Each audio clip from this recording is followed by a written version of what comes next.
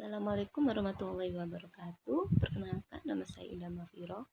Saya kuliah di Sekolah Tinggi Keguruan Ilmu Pendidikan Bina Insan Mandiri Surabaya.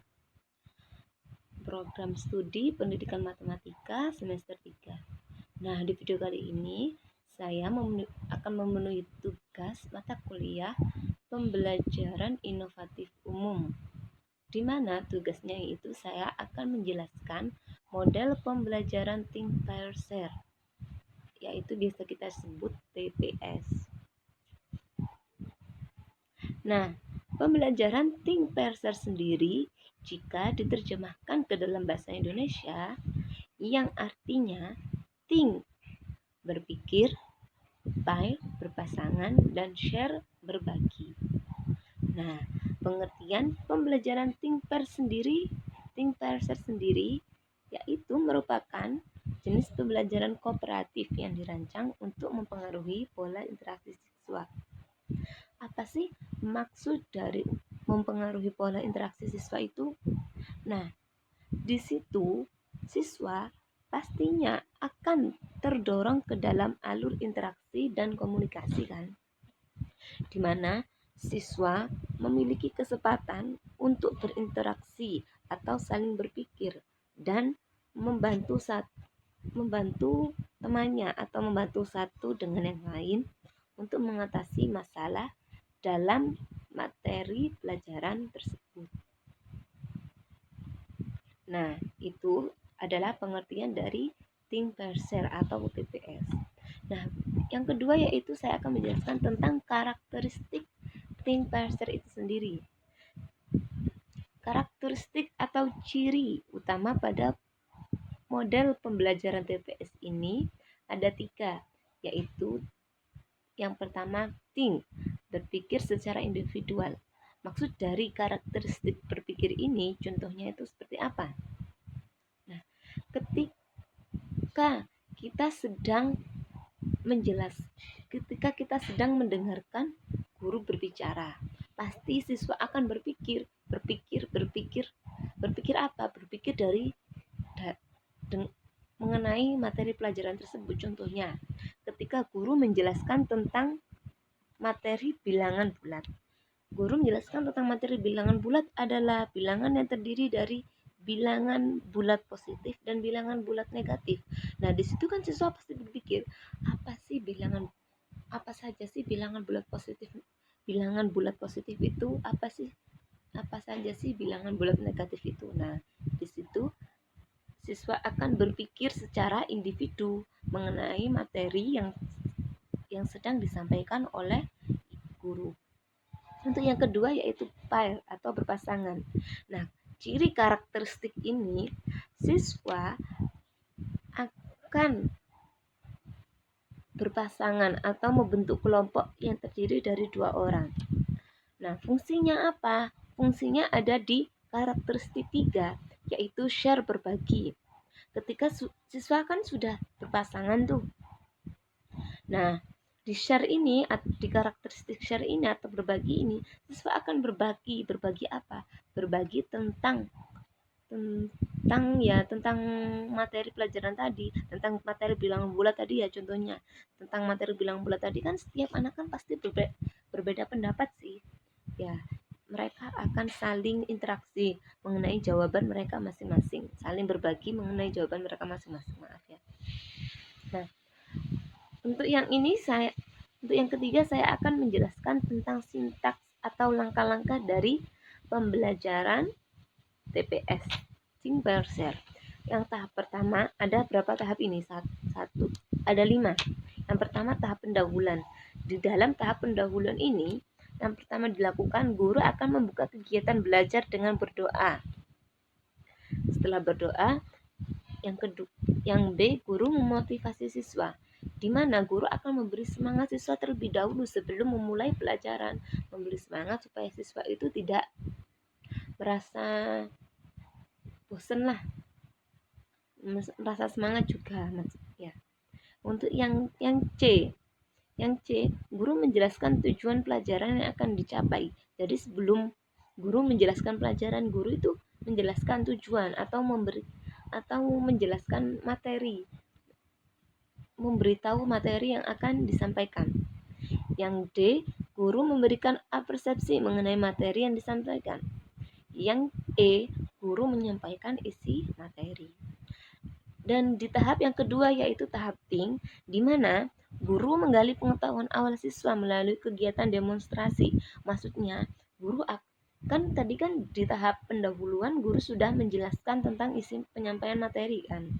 Nah, di tahap think ini guru menggali pengetahuan siswa dengan cara apa? Dengan cara memberi sebuah pertanyaan-pertanyaan kepada siswa, di mana siswa akan berpikir secara individual tadi seperti karakteristik yang sebelumnya saya jelaskan. Siswa kan akan berpikir tentang materi, tentang pertanyaan yang diajukan oleh guru. Nah, yang B, guru memberikan LKS atau lembar kerja siswa kepada seluruh siswa. Yang C, siswa mengerjakan LKS tersebut secara individu. Nah, kan tadi kan sudah yang pertama di tahap pendahuluan guru menyampaikan isi materi, tahap think guru itu memberi ulasan beberapa pertanyaan tentang materi tadi, dan setelah itu guru memberikan LKS atau soal-soal untuk dikerjakan secara individu. Nah, di tahap ketiga yaitu tahap pair yang artinya berpasangan, di mana siswa diminta untuk berpasangan dengan temannya untuk lebih cepat pembentukan kelompok atau berpasangan itu. Siswa dipasangkan dengan teman sebangku. Nah, kadang kan ada teman sebangku itu yang sama-sama kemampuannya kan di bawah ya dalam tanda kutip lah, nggak bisa gitu ya. Bisa kita juga membuat sebuah tabel di mana siswa, seperti contohnya ada 20 siswa di dalam satu kelas. Kita membuat sebuah peringkat. Kayak peringkat 1 si A, peringkat 2 si B, peringkat 3 si C. Nah, dari situ peringkat 1 tadi akan dipasangkan sama peringkat ke-20. Peringkat kedua dipasangkan ke peringkat 19 dan seterusnya. Itu juga bisa supaya mereka tidak saling bergantung. Saling belajarlah, saling memberi informasi. Yang B yaitu siswa berdiskusi dengan pasangannya mengenai jawaban yang telah dikerjakan. Jadi ini juga termasuk tahap share ya. Kan sebelum siswa itu berdiskusi sama temannya tadi yang sudah dibagi berpasangan sama teman sebangku atau teman yang acak tadi untuk membahas mengenai jawaban tugas LKS tadi yang diberikan guru. Kan ya, untuk yang keempat yaitu tahap share yang artinya berbagi. Yang A, di mana satu pasang dipanggil secara acak untuk berbagi pendapat kepada seluruh siswa di kelas dengan dipandu oleh guru. Yang B, guru memberikan kesimpulan dan meluruskan jawaban siswa dan menambah jawaban siswa. Kan tahap share ini siswa kan berbagi pendapat dengan siswa yang lain, bukan dengan pasangannya, dengan siswa yang lain di kelas kan, disuruh menjelaskan tentang soal-soal yang sudah disampaikan, yang sudah diberikan sama guru. Nah, guru juga itu harus memberikan kesimpulan, itu jawaban siswa itu benar apa enggak. Kalau enggak benar, jadi guru itu harus meluruskan jawaban siswa tersebut. Kalau jawabannya harus seperti ini. Kalau jawabannya itu sudah benar, ada kekurangan dari jawaban itu, guru bisa menambah jawaban siswa. Nah, di tahap yang terakhir yaitu tahap penghargaan, di mana siswa mendapat penghargaan berupa nilai baik secara individu maupun kelompok. Nah, di tahap ini kan guru tadi kan sudah melihat siswa, sudah lihat pekerjaan siswa. Guru pasti akan memberikan nilai untuk secara individu dan secara kelompok gimana? Seperti secara kelompok itu ketika presentasi kita bisa lihat mana yang bisa, mana yang tidak bisa. mana yang aktif dan mana yang tidak aktif, kan nilainya kan pasti beda. Nah, untuk kelebihan dari metode pembelajaran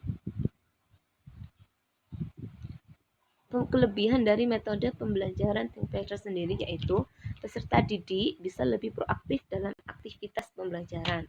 Nah, kan di metode pembelajaran TPS ini kan siswa harus aktif untuk menjawab pertanyaan-pertanyaan dari guru, dan juga ini kan ada ciri karakteristiknya kan berpikir secara individual. Jadi siswa itu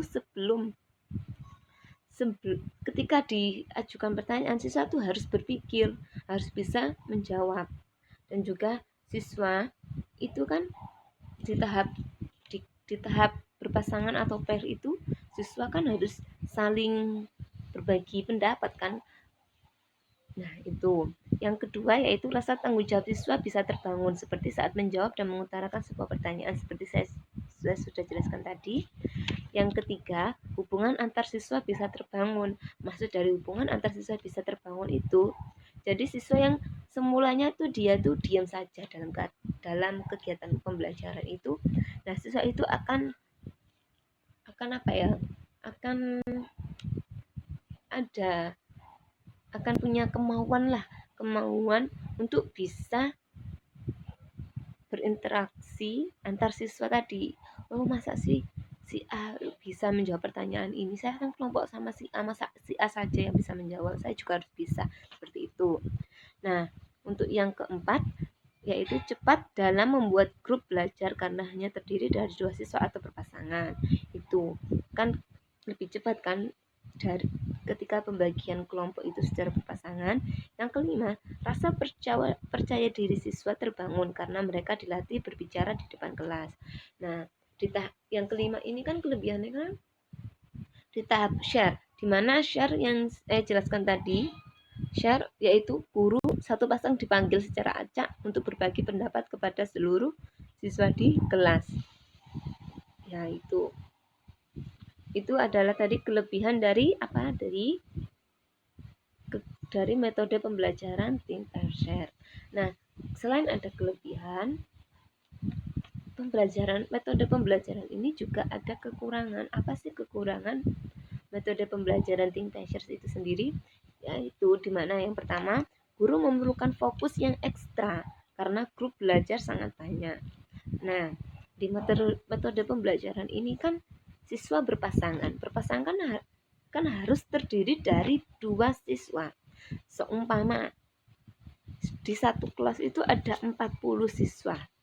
Kalau berpasangan berarti 40 dibagi 2 ada 20 kelompok. Nah, di situ guru harus fokus ke setiap kelompok tadi. Banyak kelompok kan. Jadi guru pasti bingung untuk memfokuskan beberapa kelompok segitu banyaknya. Untuk yang kedua, gagasan yang dihasilkan tiap grup akan lebih terbatas karena dalam grup hanya berdua. Maksudnya yaitu kan satu grup kan isinya 2 karena berpasangan. Lah, dari 2 anak ini pendapatnya itu akan lebih sedikit daripada satu grup itu ada 4, kan pastinya ada 4 pendapat.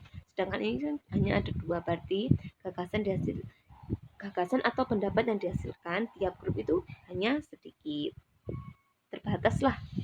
Yang ketiga, bila terdapat siswa yang terlalu bergantung pada pasangan. Nah, seperti tadi yang saya jelaskan, kadang kan ada siswa yang mempunyai pemahaman yang berbeda-beda kan. Nah, ada yang gak seberapa bisa tuh, dia itu tergantung kepada teman yang bisa. Aku nggak bisa, kamu saja yang mengerjakan ya. Ya itu kan kita kan tidak tahu, karena kita kembali ke kekurangan yang awal. Guru itu memerlukan fokus yang ekstra. Guru kan tidak bisa fokus ke semua kelompok kan. Ya itu. Untuk kekurangan yang keempat yaitu bila dalam tahap diskusi terdapat masalah, tidak ada yang menengahi. Nah, kan itu. Nah, maksudnya itu kan ada 2 pasangan, ada dua anggota tuh, dua siswa. Kalau dua siswa ini sedang berargumen tentang pendapatnya masing-masing, si A sama si B. Si A itu merasa jawabannya dia tuh sudah benar, dan si B juga merasa jawaban dia itu sudah benar. Nah, ketika mereka sedang berdebat, mereka tidak ada yang menengahi, karena mereka di kelompoknya cuma ada 2 orang. Nah, itu adalah penjelasan dari saya mengenai metode pembelajaran TPS atau Think Terser. Semoga penjelasan dari saya bisa bermanfaat. Saya akhiri. Wassalamualaikum warahmatullahi wabarakatuh.